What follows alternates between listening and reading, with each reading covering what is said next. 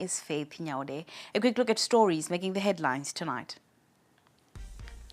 President Mnangagwa has arrived in Osaka, Japan, where he will lead the Zimbabwe delegation in a number of events at World Expo 2025 Osaka, Kansai. More details on that story are coming up here on Newsplus as we look at the president's packed program at the Expo. The city of Harare believes the new prepaid water meter system will improve revenue collection and promote responsible usage of water. Question is, do residents agree? Stay tuned for sentiments from residents and other stakeholders on the proposed system. Parks officials have eliminated a cackle of hyenas which was terrorizing villages in Manicaland province, attacking livestock. And in sport, we look at the Chevron's performance against South Africa in the first match of the T20 series. Our top story this evening, President Mnangagwa has arrived in Osaka, Japan, where he will lead the Zimbabwe delegation in a number of events at World Expo 2025 Osaka, Kansai. The president is set to lead a high-level business forum on Tuesday, which seeks to promote Zimbabwe's vast investment opportunities to Japanese investors and other international business delegations. Now, on Wednesday, President Mnangagwa will lead the Zimbabwe National Day celebrations, an event that seeks to showcase the country's cultural heritage and socio-economic developments. The 2025 World Expo in Osaka, Japan, which started on the 13th of April and ends on the 13th of October 2025, is hosting 158 countries and regions, as well as 7 international organizations. Now, still with Expo 2025 Osaka, the Zimbabwe Pavilion is drawing in thousands of visitors daily, with an average of 6,000 people visiting the stand each day. Tourism and Hospitality Industry Minister Barbara Rodzi said most visitors are interested in exploring Zimbabwe's tourist attractions and investment opportunities, particularly in agriculture and mining. The pavilion's virtual reality installations and cultural material designed to showcase Zimbabwean identity have been major crowd pullers. Minister Rodzi expects a significant increase in tourist arrivals and investment deals following the expo. At our stand in Osaka Expo 2025, we are very, very happy and very impressed by the numbers visiting the pavilion, the Zimbabwe pavilion. An average of 4,000 people are coming at the stand every day. Some days are 6,000, some days are 5,000, but averagely about 4,000. It's impressive that big number of Japanese are impressed by tourism. Most of them are coming to see what we are offering as a whole country across the sectors, of course, but a lot of them are asking more questions about tourism, interested in the virtual reality that they're seeing here. They want to see our destinations, our products that we are offering tourism-wise. They are amazingly loving the national fabric and the t-shirts that have our destination. It's very, very impressive, and we are very sure that with this expo, numbers of Japanese in particular are going to increase to visit and experience Zimbabwe. Now, the just ended African Union meeting that was attended by President Mnangagwa as SADC chairperson was a call to action for the continent to double its efforts to mobilize domestic resources to achieve its objectives. Now, the conference, which was held in Malabo, Equatorial Guinea, tackled several issues affecting the continent that range from security, trade, and funding model of the AU. The 7th Media Coordination Meeting provides a bridging platform for the Union to make interventions in between the full summit traditionally held in February every year. In his address to fellow heads of state and government, President Mnangagwa called for speedy action for the continental bloc to explore solutions to challenges affecting the continent. Infrastructure integration to enhance regional connectivity of our roads, railways, ICT backbone infrastructure and the water management is a continuing priority. The community is set to deploy innovative infrastructure financing to accelerate the regional power pool integration, to maximize regional energy security. Investments in regional interconnectors, renewable energy, and sustainable transport corridors under our regional infrastructure development master plan are key areas of focus. SADC is advancing climate-smart agriculture, building water harvesting infrastructure, and implementing regional drought risk strategies. We urge partners to support our call for equitable climate financing, especially for adaptation. SADC also reaffirms the continent's position on loss and damage and calls for operationalization of related funding commitments made at COP summits. Now, some Harare residents have welcomed the City Council's move to introduce prepaid water meters. They believe the system could bring transparency and fairness to water billing. Some are, however, skeptical and await the rollout. The city of Harare believes that the new meters will also improve revenue collection and promote responsible usage. Our reporter, Talent Gore, gives us that story. Harare residents have mixed feelings about the planned installation of prepaid water systems. While others see it as a greater step towards accountability, others are concerned that it could worsen water challenges, especially in high-density suburbs. Now the question on many minds is, will this new system bring about effective water management, or will it worsen the water crisis? In high and low density suburbs alike, some residents say prepaid water meters could finally bring fairness to a billing system they say has long been flawed. I think ipapa pato right sezvinongoitwa magetsi ndozvinongofana ngoitwa mvura kuitira kuti pasazove nemabills akakurisa because vamwe vangozotadza kubhadhara mabills iyayo ndo panoona pachinzi kana pazotengeswa imba pazotengeswa chii saka zvikangoitwa sezvinongoitwa magetsi ndinoona iri pfungwa yakanaka chaizvo zvinotibatsira. Residents believe that having a prepaid meter will give them the power to track their water usage and top up when necessary, much like prepaid electricity. Tinenge tine mvura yedu yatinonyatsoziva kuti kushandisa mvura yangu. Zvasiyana nekuti dzimwe nguva patenge tisina mvura isusu tinongochajwa neCity Council kuti inongoya bill every month bill rinongoya beat kune mvura kana kuti hakuna. Saka ndo maadvantages andinoona pakushandisa prepaid. Kuti kana pasina mvura hapana mvura yandashandisa saka hapana kuchajwa kwandenge ndichiita. Many residents say they are willing to support the system, but on one condition, that the water supply becomes more reliable and consistent across all suburbs. Zvatinosvikirawo sezvinoitwawo dzimwe nzvimbo anana Chegutu, Mutare, zvichienda zvakadai vanoona mvura yavo yakachena ikunowe kuti havana nide kunotenga mineral water. Saka isi ndofunga patishure yeduwo kuti kana ma-prepaid meters auya tichaonawo mvura every day, tomwawo mvura yepatap. For years, residents in Harare have dealt with water rationing, broken infrastructure, and billing that many say didn't reflect reality. The result has been growing frustration and unpaid bills. Ma-prepaid meters akanaka zvikwereti zvisarambe zvichikwira. Because ndizvo zvikuita kuti relax nokuti mvura chinenge ichingouya tichingoshandisa. Saka at least prepaid meter ikangouyawo ukajusawo mvura youya, kana usinawo hauna mvura. The issue of prepaid water meters is not new, with several cities around the world having already implemented the system.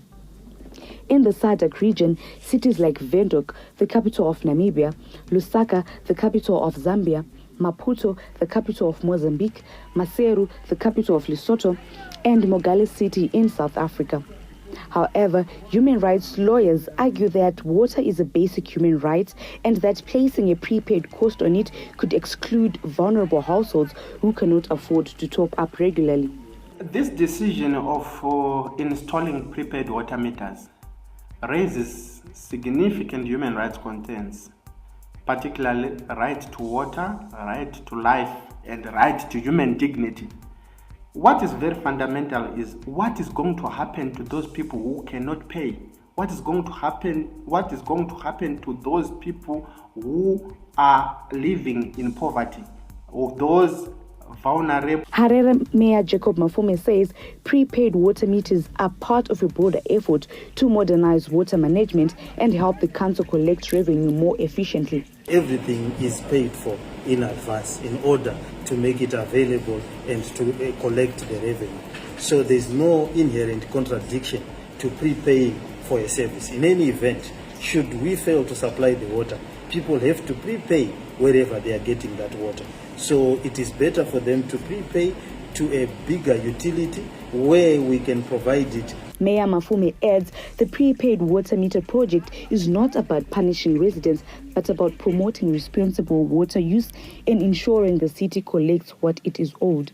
We will come up with mechanisms to deal with those indigent citizens. But however, it costs money to provide the water, and we certainly prepay for that water from the money that we have gotten from other residents. So we are trying to ensure that anybody who utilizes Harare water should be in a position to pay for the water. With growing support from residents and backing from different stakeholders, prepaid water meters could mark a turning point in Harare's long-running water woes. Talent Gore reporting for ZTN Prime in Harare. Now we are staying with this matter, and joining us to discuss the residents' position on the impeding water billing system is Ruben Akili, the Combined Harare Residents Association Director.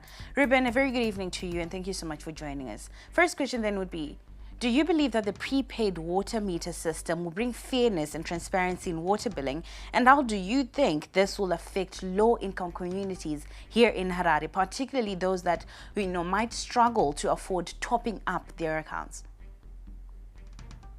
So prepayment or prepaid water metering will not change the underlying governance issues to water service delivery in Harare and even across Zimbabwe. Our issues are of governance in nature, where issues around the transparency and accountability, in terms of how we use the resources play a big role. Our issues are related to aspects such as water pollution. Our issues also speaks to the issues around environmental management. So some of these issues probably, our issues again, speaks to the issues around, as I said, financial management. So what the local authority needs to do is to ring-fence the water account. That's what we expect. But again, thinking that installing a prepaid water meter will then improve such, it's something, it's misplaced. The whole idea or agenda of prepaid water meter is a misplaced priority, but also, as I said before, it's setting the tone for the privatization of water. And again, this militates against some of the issues probably, where, as I said before, the issues which speaks to towards the middle income earning, and even protecting the vulnerable communities. Now, Ruben, I do hear your concerns and your standpoint in regards to this, but then many residents have expressed concerns about the reliability of the water supply here in Harare. How then can City Council ensure that the prepaid water meter system is accompanied by improvements in water infrastructure as well as supply? The infrastructure decay in terms of the water distribution network in the city of Harare, where we see treated water gushing out. At least about 40% of the water which is being lost, which is non-revenue water, is lost through leaks. And then you go and install a prepaid water meter. As I said before, this will not work. We are addressing wrong. This is a wrong diagnosis. We expected the local authority to go and address the issues around the water distribution network. We expect the local authority to address its chaotic and shambolic billing system. We expect the local authority to ensure that monies which are then collected from water are then reinvested in water. We expect that the polluter pays principles contained in the Environmental Management Act is also enforced, where even industries which are polluting our water sources to the extent that our water quality and quantity has decreased because the raw water is bad. So these are the issues which need to be addressed. So you cannot put a prepaid water meter to then try to address such. As I said, our water distribution network is very, very porous. So we cannot expect that we are doomed to address these water leakages through putting prepaid water meters in houses. Ruben Akili, director of the Harare Residents Association, just giving us his sentiments in regards to the prepaid water systems that are being suggested by the Harare City Council. Now, when Newsplus comes back, some hyenas that were wreaking havoc in Manicaland province have been put down. Details when we come back after this.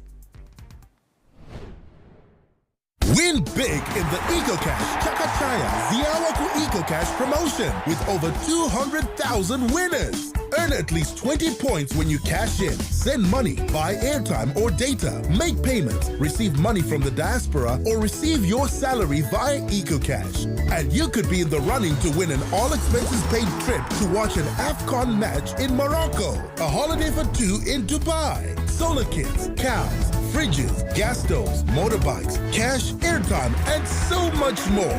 It's simple. Simply transact, earn points, and win in the Chakachaya Ziawaku EcoCash promotion. Dial *151# or use the EcoCash app now. EcoCash. Live life the EcoCash way. Good evening and welcome to the greatest show on earth. This is a people's game. They will be bubbling about this one for weeks and months to come. Let's go!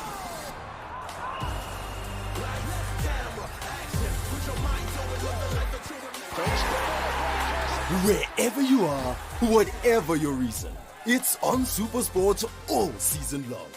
Reconnect and stay connected to DSTV Compact and get the best football on us.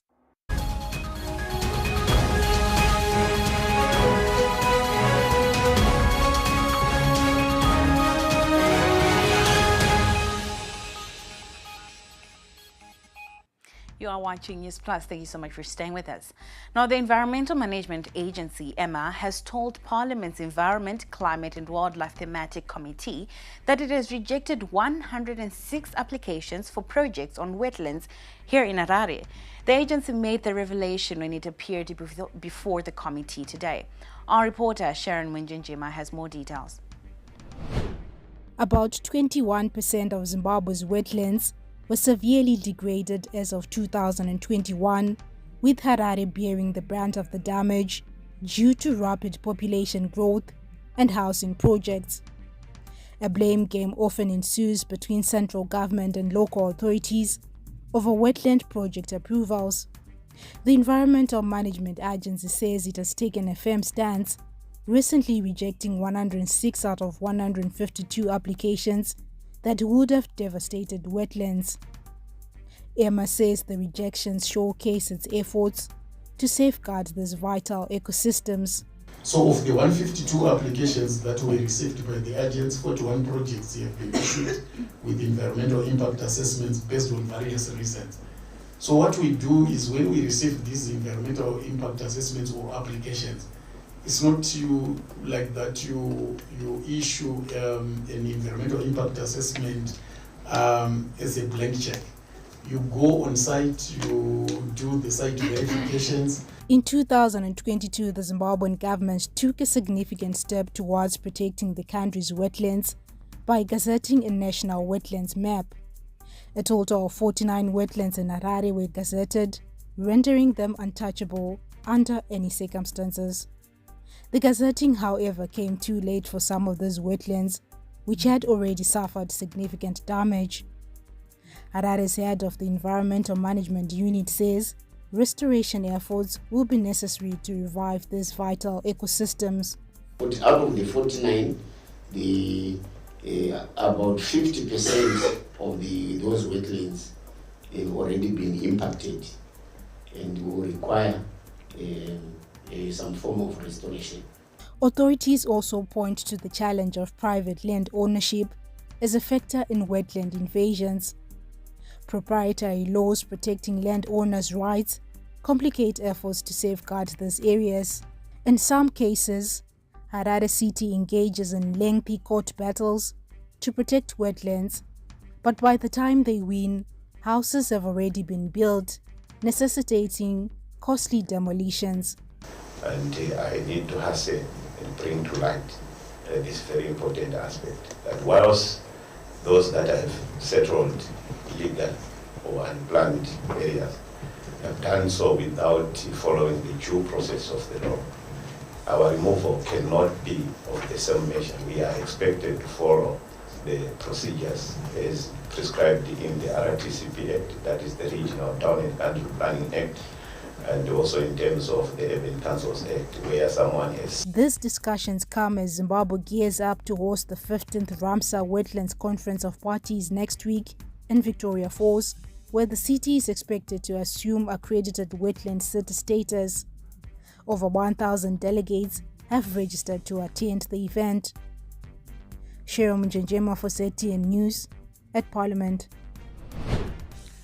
Now, 4 hyenas have been put down by the Zimbabwe Parks and Wildlife Management Authority, ZIMPAX, in the Mayo area of Makoni North, Zimbabwe's Manicaland province, following a spate of attacks that have left villagers living in fear.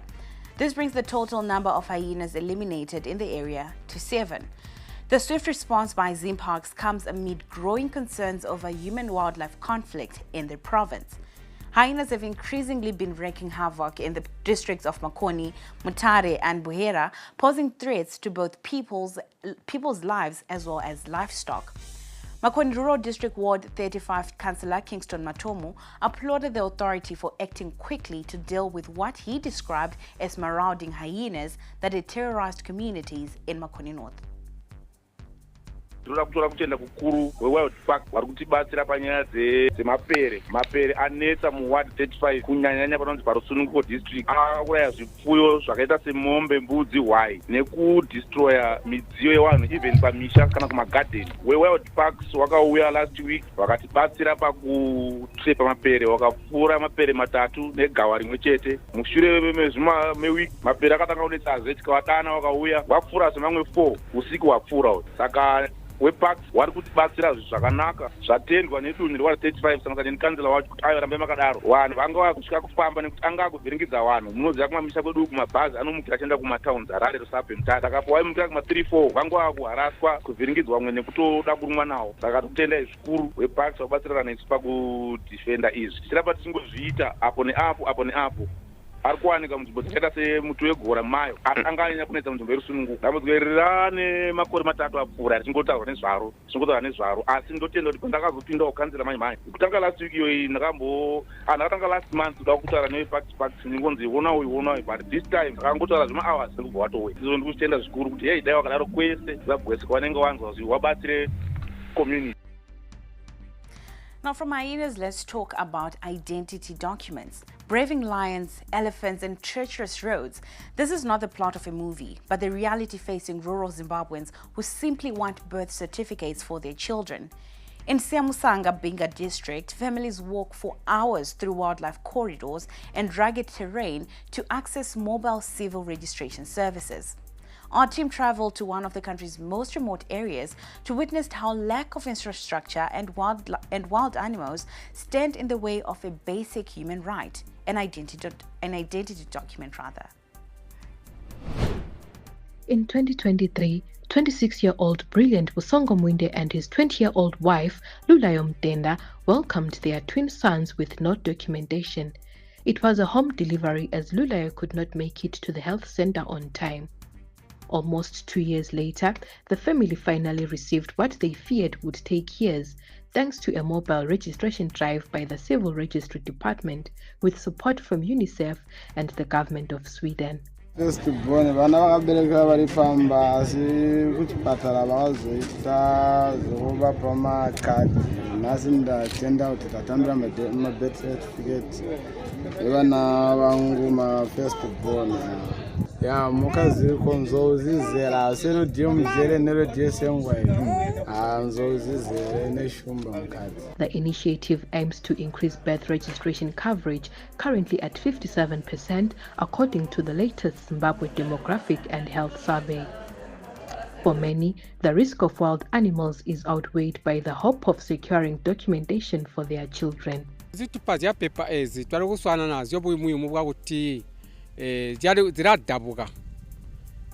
Ziradabuka ziralumwa amakoswe twazibikabuba mukatika nganda buzodana ikoswe lyayitabeni lyalya. Apart from wild animals, transportation is scarce and expensive. Honest Mutimba wishes the program could come closer to their villages.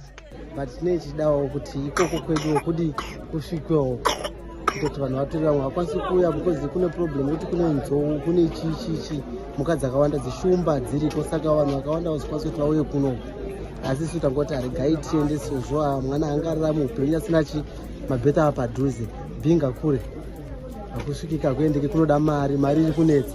The outreach has also given hope to young people like 21-year-old Advantage Mutanga, whose lack of an ID kept him out of school and work.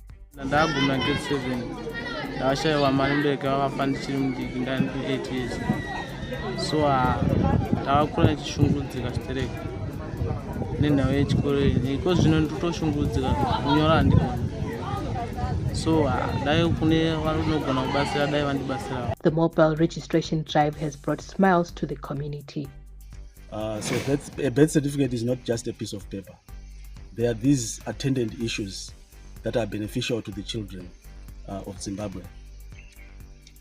Through the mobile registration exercise that you witnessed at Sinamsanga here in Binga, we are bringing services to the people, services to the families, services closer to the children themselves.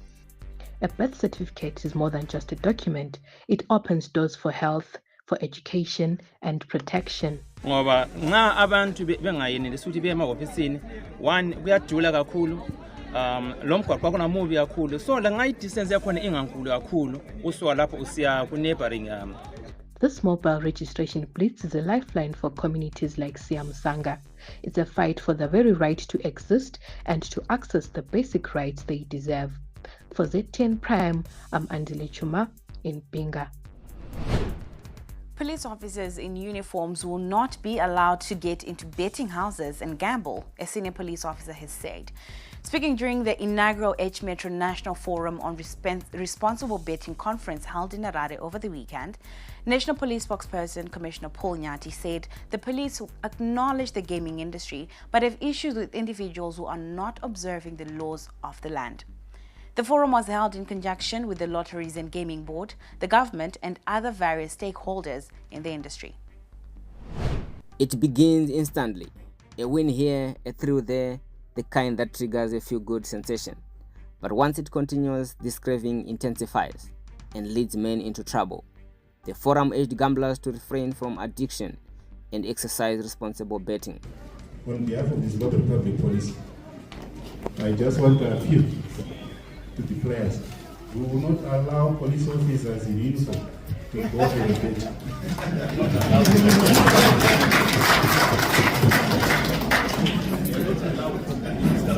And if they come and they try to force their way in, please let us know. I'm telling you, we don't allow police officers to do gambling in uniform, like what we've seen on social media, where our image is affected. Where your image is affected is companies. So let us work together and make sure officers stick to their money. If they want to do gambling, they must come in civilian attire. Then we do not know that they are police officers. The Permanent Secretary for Home Affairs and Cultural Heritage, Ambassador Rafael Faranis, who was represented by Priska Madzirire, said responsible betting is a collective resolve to foster a sustainable, well-regulated and socially accountable gaming ecosystem in the country. The Ministry of Home Affairs and Cultural Heritage remains steadfast in our commitment to ensure that the regulatory framework governing the gaming industry is robust, agile, and responsive to global best practices in tandem with the principles espoused in the National Development Strategy 1, NDS 1. We are embarking on comprehensive legislative review to tighten oversight, curb illicit activity, and stimulate ethical growth. Chairperson of the Lotteries and Gaming Board, Dr. Eugenia Chidakwa, said the gaming industry in Zimbabwe is experiencing a significant growth and calls for legalization of operators. Illegal operators. We've got a lot of illegal operators that are mushrooming around. And we have tried as an industry to make sure that we identify them But we need to sit down like we are in this discussion and come up with mitigating measures. Founder of Zimbabwe Obsessive Compulsive Disorder Trust, Angelica Chiketa Mukongoro, feels that addiction is also a huge contributor to irresponsible gambling. As long as they are in that environment where it's easy to go back betting, then we are not doing anything. These people, especially those who are really serious, need to go to an environment away from these betting structures. As the industry continues to expand, it is vital to address challenges and opportunities to promote a vibrant gaming environment with responsible betting. Latwo Nyangu for ZN Prime in Harare. Former Foreign Affairs Minister Walter Mzimbi's application challenging his placement on remand has been dismissed by a Harare magistrate. Magistrate Donald Ndirowe ordered Mzimbi to return to court on Friday for trial date allocation. This development follows the court's recent confirmation of 3 outstanding warrants of arrest against Mzimbi. The warrants were issued after Mzimbi failed to appear in court since November of 2018. Magistrate Ndirowe had earlier dismissed Mzimbi's application to cancel the warrants, citing that his failure to appear in court was deliberate. You are watching Newsplus. We'll be back shortly. Stay with us.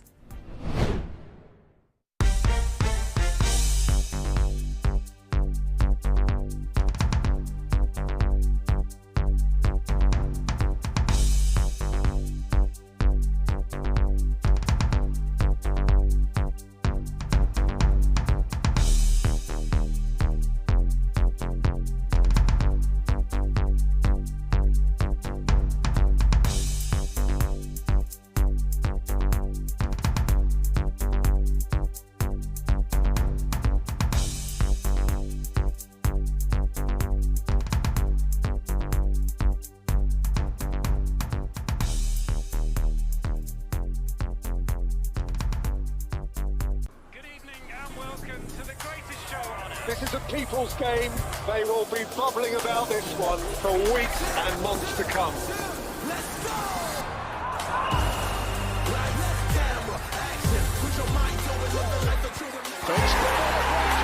Wherever you are, whatever your reason, it's on SuperSport all season long. Reconnect and stay connected to DSTV Compact and get the best football on us. Didn't graduate? I guess I blew it. You couldn't advise him anything. He would just look at you and say, so who do you think you are? We were just like really spoilt. And then they just give me the receipt and I'd pay. The guy walks in one day and then he says that he wants to make a movie. He was blowing the money. There was just like this habit that he had where as soon as he got money, it was gone. I just didn't have the skills or the experience. This money, I could see it disappear so fast.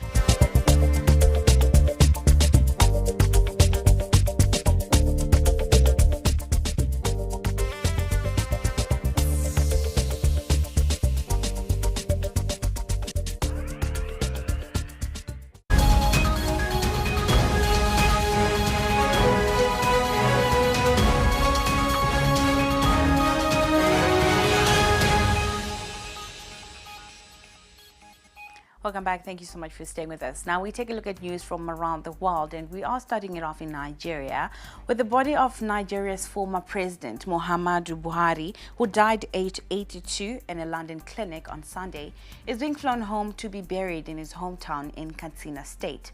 The Katsina State governor said that the late former leader would be buried later on Monday in Daura town, 50 miles from Katsina City. Nigeria's Vice President Kashim Shettima is also in London and will accompany Buhari's remains back to Nigeria. The Vice President said that Buhari had died after a brief illness without revealing any further details. However, Buhari had suffered from ill health for many years. Now we take you to South Africa with the South African President Cyril Ramaphosa having announced the formation of a Judicial Commission of Inquiry to investigate serious allegations of criminal infiltration within law enforcement and intelligence services, including claims implicating Police Minister Senzo Mchunu. In an address in Cape Town, Ramaphosa did confirm that Minister Mchunu would take a leave of absence with immediate effect while investigations are underway. Ramaphosa said that the inquiry would examine the role of current and former senior officials who may have either facilitated or ignored criminal activity or may have profited politically or financially from such operations. Lieutenant Mukwanazi alleged that the Minister of Police allegedly interfered with sensitive police investigations and colluded with business people, including a murder accused, to disband the political killings task team based in KwaZulu-Natal. Lieutenant General Mukwanazi also said that a police investigation by the task team that was operating in Gauteng unmasked a syndicate controlled by a drug cartel, which involves politicians, law enforcement officials from the South African Police Service, Metro Police, Correctional Services, prosecutors, and the judiciary, as well as business people. An update from Kenya. Kenya has abolished visa and electronic travel authorization (ETA) requirements for citizens of 52 African countries. This means that citizens from these areas do not have to complete extensive forms and are not obligated to pay any visa fees. Furthermore, this will enable eligible travelers to arrive at the border and enter the country without any hassle. However, this privilege does not apply to Libya and Somalia due to security concerns, as stated by the Kenyan government. Additionally, the new regulations allow African visitors to remain in Kenya for up to 2 months, while nationals from the East African community can enjoy a 6-month stay in accordance with existing free movement agreements that are within the EAC.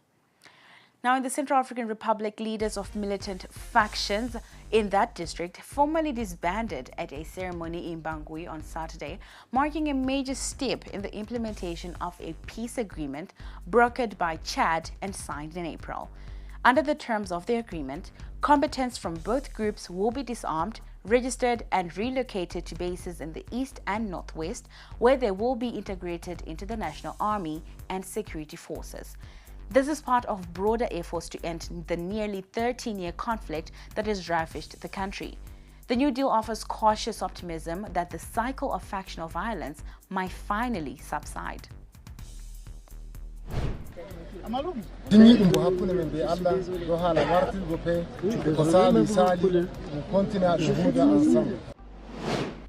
And in Pakistan, record-breaking summer heat is melting glaciers at alarming rates, flooding roads and homes and leaving entire communities stranded in Gilgit-Baltistan, northern Pakistan.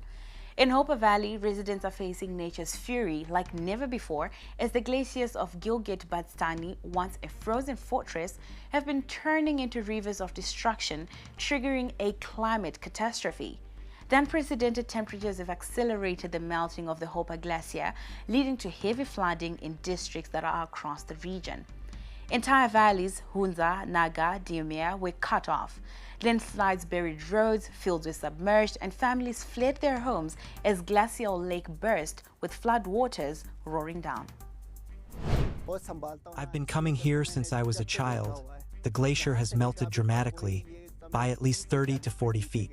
And now, with this intense heat, even the snowfall isn't like it used to be. Well, what's new with Bitcoin? We give you details when Newsplus comes back with business after this.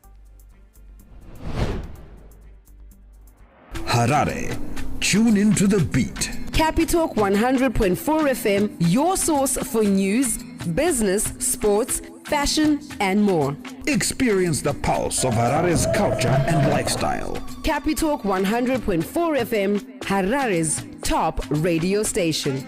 Join the conversation with Zimbabwe's top personalities. Subscribe now for fresh and infotainment content daily. Capital 100.4 FM, Harare's heartbeat.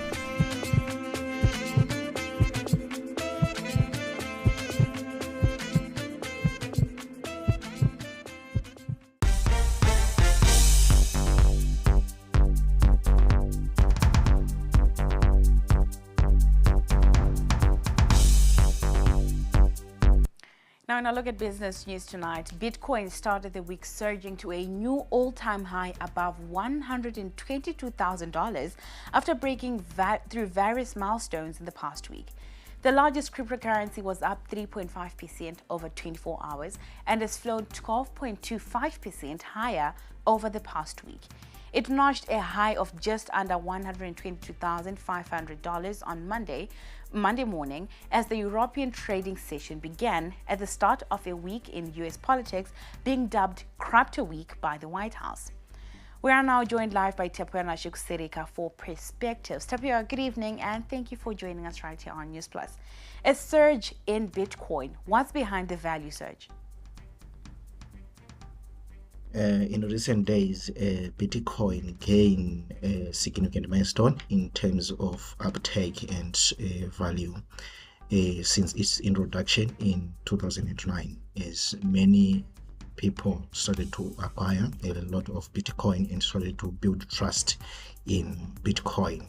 Because at first, it faced a lot of challenges due to its lack of underlying asset to back it, just like other physical currencies like United States dollar, which is backed by Fed and the government of United States dollar. It was not the case with the Bitcoin. It faced a challenge in terms of trust, but as time progressed, it gained a lot of trust from different types of investors, including the speculators, the traders, due to its convenience in terms of use and its limited restriction from the regulators, just like monetary policy authorities. So those advantages are now other factors which drives the demand for Bitcoin. So Tapio, what does that mean for the investing community, especially here in Africa?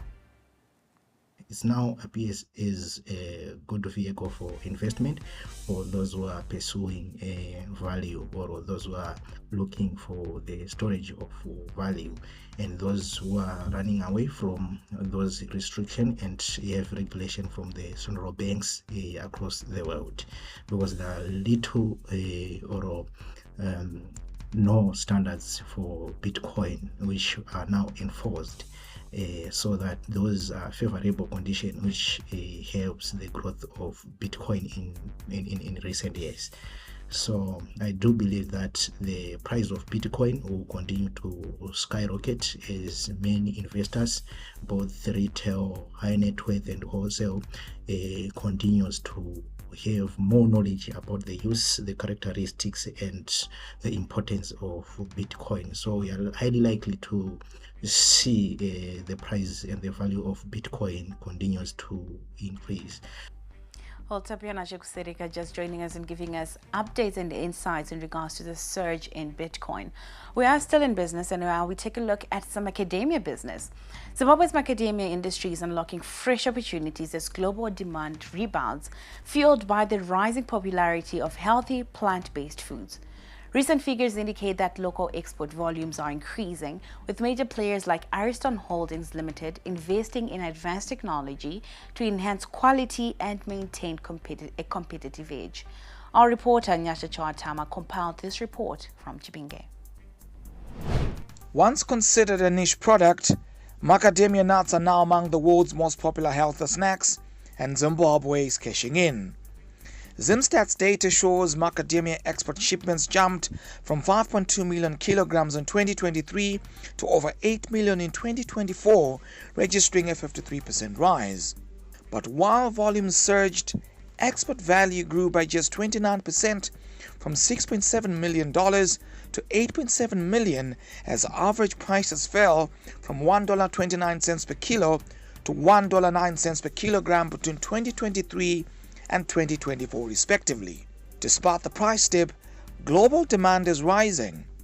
The world macadamia market is projected to hit $1.8 billion in 2025, driven by growing consumer demand in the Asia Pacific and North America. By 2030, it could reach $3 billion, growing at a rate of over 10% annually. To stay competitive, local producers like Ariston are investing in technology at their macadamia estates in Chipinge. We are actually employing artificial intelligence in our macadamia sorting. We actually use scanner, which is like the new technology that we have brought into this country, where we use Vala 5, the most recent technology that has been introduced in China. Ariston produced 1,395 tons of macadamia nuts in the group's 2024 financial year, up 3% from the 2023 financial year, a 13% rise in selling prices, which lifted group revenues to $7 million. This technology boost comes as buyers now scramble to secure supply after years of COVID-19 driven supply interruptions. The technologies around withering. Currently we are using conventional withering troughs that have been used traditionally, but now we want to go towards continuous withering systems. These continuous withering systems are being used across the world for better products and also increase the productivity. They consume less energy. As Ariston leads with tech, other players like Tanganda are also moving up the value chain. Tanganda has faced a slight delay in completing its 500,000 macadamia processing plant due to cash flow issues. The aim is to process locally and export value-added products to cushion against price volatility. As a result of that, we've decided to hold on our big capital projects for this coming year, and we intend to start those projects early next year. It will enable us to settle the cash flow and get the whole company fully back on track before we go into these big, bold, expensive projects. With exports rising, technology improving quality, and global demand set to grow further, Zimbabwe's macadamia industry is showing how strategic innovation can add value and keep producers ahead in a changing market. And now for some entertainment news.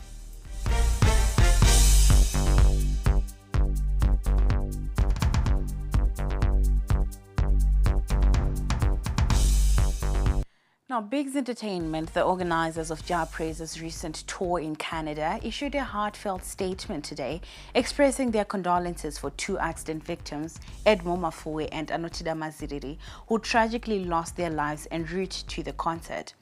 The co-founders Mike and Malcolm Viriri shared their grief in a statement, urging the families of the victims to find solace in their faith during this difficult time.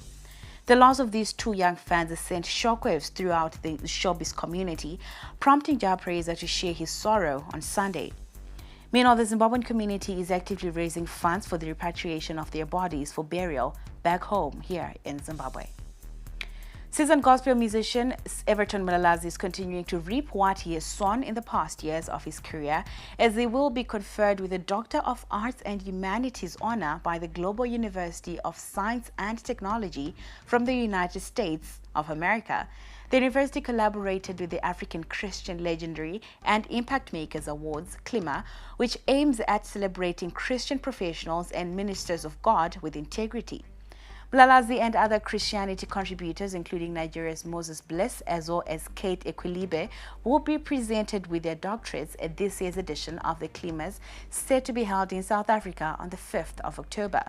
The event looks forward to bringing together all African ethnic groups to foster unity and oneness in all African Christians despite their different backgrounds. Still in entertainment, Sierra Leone's Danielle Bioma Garrick made history as she was crowned the first ever Miss Albinism Africa during a pageant held on the 28th of June 2025 here in Harare. Garrick, who is 21, was much lauded for her message of empowerment. Following her triumph, Sierra Leone's Minister of Tourism and Cultural Affairs, Nabila Tunis, commended her in a social media post, describing the pageant queen as a beacon of beauty, bravery, and inclusion. The crowning event was a part of the first Mr. and Miss Albinism Africa contest launched during the larger African Diversity First Festival, which aims to raise awareness of neglected communities. It's a bittersweet experience from the insights and to the validation of efforts. Having the crown, it's was difficult mentally, physically and emotionally, but with the support from others, family members, association and mentors, definitely we prevailed, and our efforts went successfully, and we have the crown. I feel fulfilled, I feel happy, and I feel like I accomplished the main mission to represent Sierra Leone and to definitely represent the albinism community. And now for some sporting action.